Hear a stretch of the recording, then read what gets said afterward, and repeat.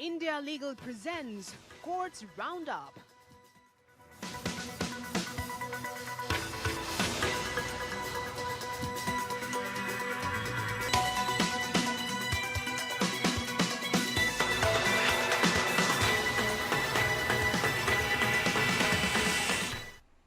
नमस्कार, courts roundup में आप सभी का स्वागत है। मैं हूं आपके साथ सपना।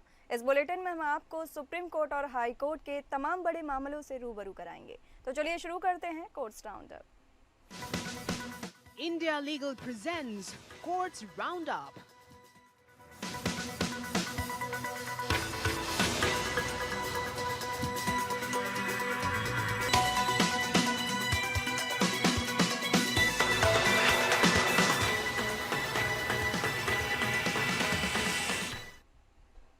उदयपुर फाइल्स फिल्म की रिलीज का मामला अब फिर केंद्र सरकार के पास पहुंच गया है। दिल्ली हाई कोर्ट ने केंद्र सरकार से कहा है कि वो कन्हैया लाल के मर्डर पर आधारित फिल्म उदयपुर फाइल्स को लेकर फिर से विचार करे। दिल्ली हाई कोर्ट ने केंद्र सरकार को 4 अगस्त 2 बजे फिल्म निर्माता जमीयत उलेमा हिंद और हत्याकांड में एक आरोपी मोहम्मद जावेद का पक्ष सुनने के बाद अधिकतम बुधवार को रिलीज पर फैसला लेगी।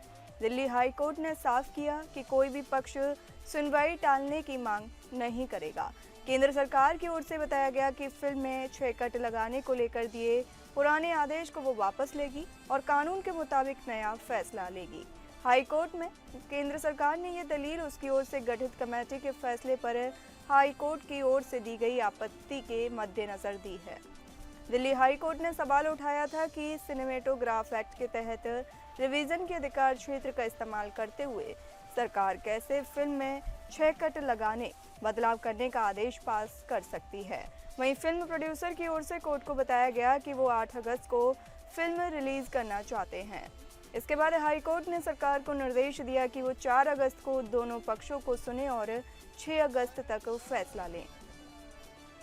उदयपुर फाइल्स फिल्म की रिलीज पर रोक लगाने के लिए कई बार याचिकाएं दायर की गई हैं। याचिकाकर्ताओं का आरोप है कि फिल्म मुसलमानों को बदनाम करती है और कन्हैया लाल हत्या मामले में आरोपी के निष्पक्ष मुकदमे के अधिकार को प्रभावित करेगी।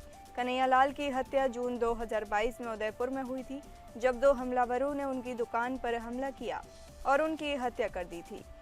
दिल्ली हाई कोर्ट ने केंद्र सरकार को निर्देश दिया है कि वे अगस्त 4 तक फिल्म के पक्ष और विपक्ष में सुनवाई करें और अगस्त 6 तक एक ताज़ा निर्णय लें। कोर्ट ने कहा कि केंद्र सरकार की फिल्मों में कटौती करने की शक्ति सीमित है और यह शक्ति फिल्म प्रमाणन बोर्ड CBFC के अधिकार क्षेत्र में आती है।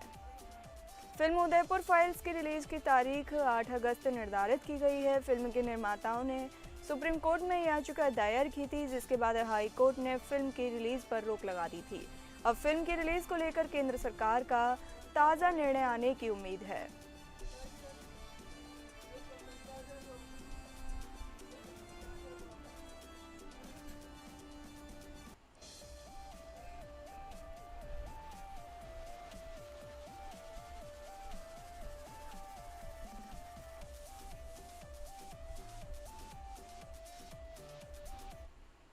सुप्रीम कोर्ट ने आर्मी मेडिकल कॉलेज साइंसेज को 2022 के MBBS इंटर्न को 25,000 रुपये प्रति माह के हिसाब से बकाया वजीफा देने का निर्देश दिया है।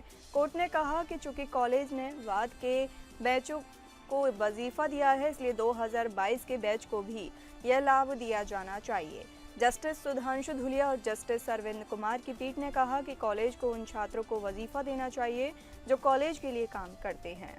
आर्मी मेडिकल कॉलेज साइंसेज ने MBBS इंटर्न को वजीफा देने में देरी की थी। सितंबर 2023 में सुप्रीम कोर्ट ने एक आदेश पारित किया था, जिसमें अक्टूबर 2023 से बैचों के मेडिकल छात्रों को 25,000 रुपये मासिक वजीफा देने का निर्देश दिया था। कोर्ट ने आर्मी मेडिकल कॉलेज को निर्देश दिया कि वे 2022 के बैच के इंटर्न को 25,000 रुपये की राशि का भुगतान करें। कोर्ट ने यह भी कहा कि यह राशि 8 सप्ताह के भीतर भुगतान की जानी चाहिए।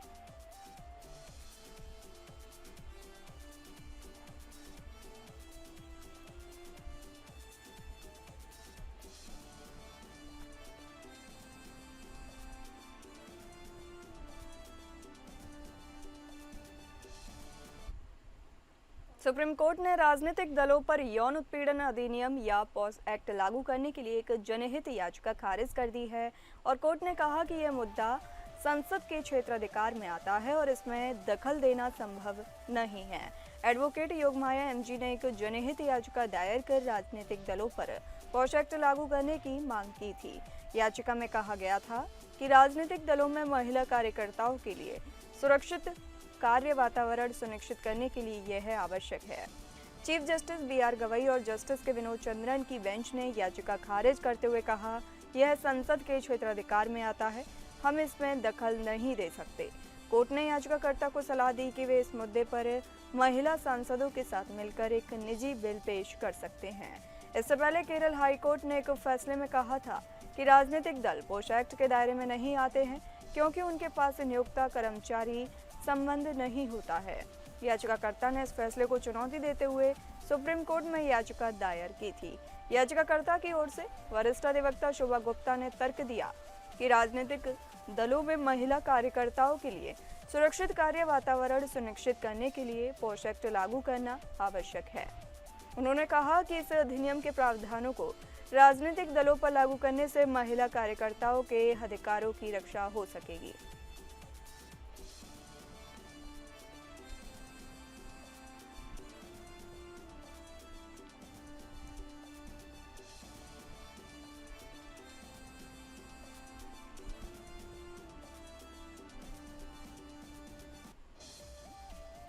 मलयालम रैपर वेदन ने शादी का वादा कर बलात्कार के मामले में अग्रिम जमानत के लिए केरल हाई कोर्ट का रुख किया है। बता दें, यह मामला एक युवा डॉक्टर की शिकायत पर दर्ज किया गया है, जिसमें आरोप लगाया गया है कि वेदन ने शादी का वादा कर उसके साथ शारीरिक संबंध बनाए। शिकायतकर्ता के अनुसार उसकी और वेदन की सहमति से संबंध थे, जो 2021 तक चले। शिकायतकर्ता का आरोप है कि वेदन ने उससे शादी का वादा किया था, जिसके कारण उसने उसके साथ कई बार शारीरिक संबंध बनाए और उसे पैसे भी दिए। वेदन ने अपनी अग्रिम जमानत याचिका में कहा है कि दोनों के बीच संबंध सहमति से थे और शिकायत केवल दोनों के बीच व्यक्तिगत मतभेद के बाद दर्ज की गई। वेदन ने अपनी याचिका में कहा है कि अगर आरोपों को सही भी मान लिया जाए तो यह बलात्कार के अपराध के तहत नहीं आता है। उन्होंने कई पूर्व उदाहरणों का हवाला देते हुए कहा कि शादी का वादा टूटना, खासकर लंबे समय से चले आ रही सहमति से संबंधों में स्वतः बलात्कार नहीं माना जा सकता, जब तक कि वादा शुरू से ही झूठा ना हो। वेदन ने अपनी याचिका में यह भी आरोप लगाया है कि कुछ लोग उनकी प्रतिष्ठा को खराब करने और पैसे ऐंठने के लिए साजिश रच रहे हैं और उनके खिलाफ समन्वित शिकायतें दर्ज करा रहे हैं। उन्हें और उनके सहयोगियों को धमकी भरे संदेश और कॉल भी मिले हैं, जो कथित तौर पर इसी साजिश का हिस्सा है। वेदन को इस साल की शुरुआत में 2 अलग-अलग मामलों में 2 बार गिरफ्तार किया गया था। एक मामले में उन पर कोच्चि में कथित तौर पर गांजा रखने का आरोप लगा था और दूसरे में चीतों के दांत का पेंडेंट पहनने का आरोप था। दोनों मामलों में उन्हें जमानत मिल गई थी।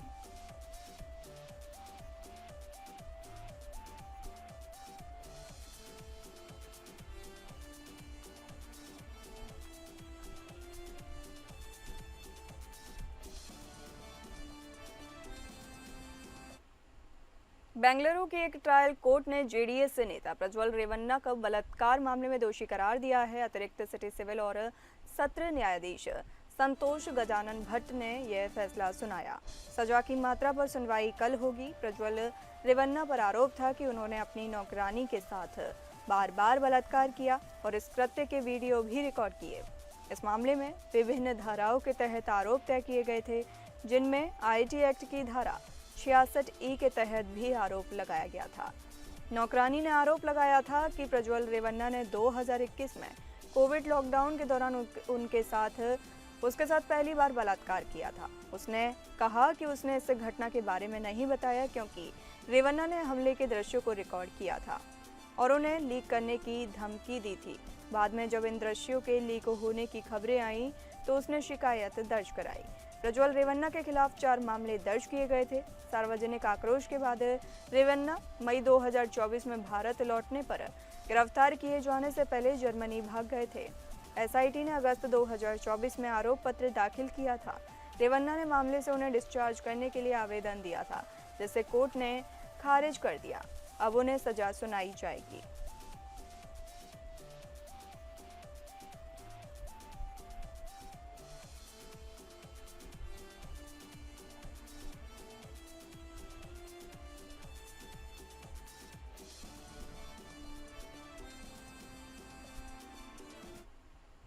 कर्नाटक हाई कोर्ट ने धर्मस्थल सामूहिक दफन मामले में बेंगलुरु सिविल कोर्ट द्वारा लगाए गए मीडिया गग ऑर्डर को रद्द कर दिया है। बता दें, यह चैनलों को धर्मस्थल मीडिया मंदिर चलाने वाले परिवार के खिलाफ अपमानजनक सामग्री प्रकाशित करने से रोकता था। एक सफाई कर्मचारी ने आरोप लगाया था कि उसे 1995 और 2014 के बीच धर्मस्थल में कई शव दफनाने के लिए मजबूर किया गया था, जिससे विवाद और मीडिया कवरेज हुआ। बेंगलुरु सिविल कोर्ट ने मीडिया हाउसों को हरचंद्र कुमार डी, धर्मस्थल धर्माधिकारी वीरेंद्र हेगड़े के भाई और उनके परिवार के खिलाफ अपमानजनक सामग्री प्रकाशित करने से रोकने के आदेश दिया था। जस्टिस एस नाग प्रसन्ना ने यूट्यूब चैनल कुदला रैम्पेज की याचिका पर सुनवाई करते हुए ट्रायल कोर्ट के आदेश को रद्द कर दिया और मामले को सक्षम अदालत में नए सिरे से विचार के लिए भेज दिया। अब सक्षम अदालत इस मामले की पुनः जांच करेगी और अंतरिम आवेदन की जांच कर निर्णय लेगी। अदालत का यह निर्णय व्यक्तियों और संस्थाओं को अपमानजनक सामग्री से बचाने के साथ साथ स्वतंत्र भाषण के अधिकार के बीच संतुलन बनाने की आवश्यकता को रेखांकित करता है। हाई कोर्ट ने ट्रायल कोर्ट को आदेश में किए गए बिंदुओं पर ध्यान देने और मामले का शीघ्र निपटारा करने का निर्देश दिया। साथ ही स्पष्ट किया कि उसने सिविल मुकदमे, आपराधिक कार्रवाई, आरोपों या प्रतिवादों पर कोई राय व्यक्त नहीं की है।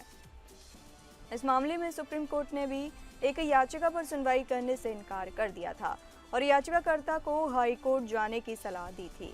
कर्नाटक सरकार ने इस मामले की जांच के लिए एक विशेष जांच दल का गठन किया है।